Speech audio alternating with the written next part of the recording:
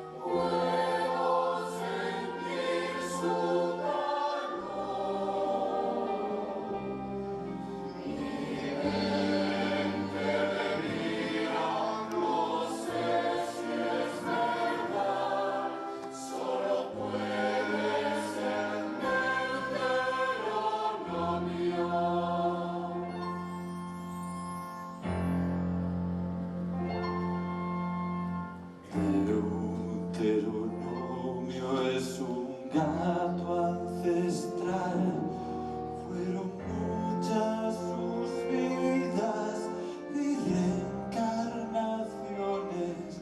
Sus poderes y risas le han hecho inmortal y ha sido famoso por generaciones.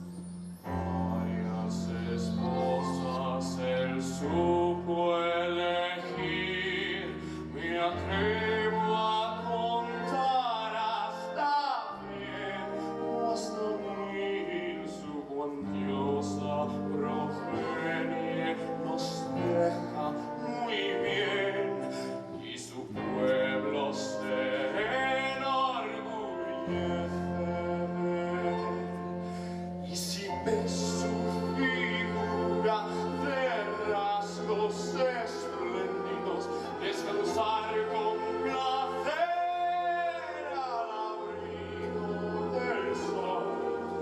Dirías con gran devoción, qué gran gozo que ven mis ojos.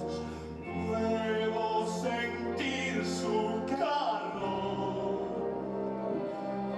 y me delira, no sé si es verdad, solo puede ser Deuteronomio.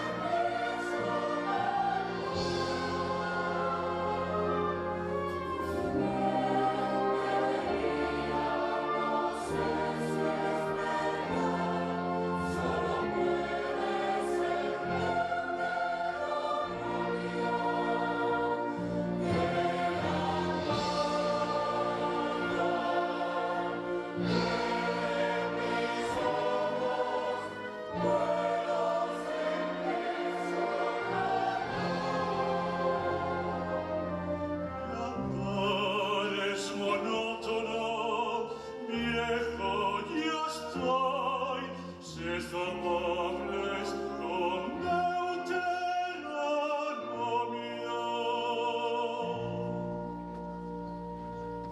Gatos génicos, nuestra fiesta va a empezar.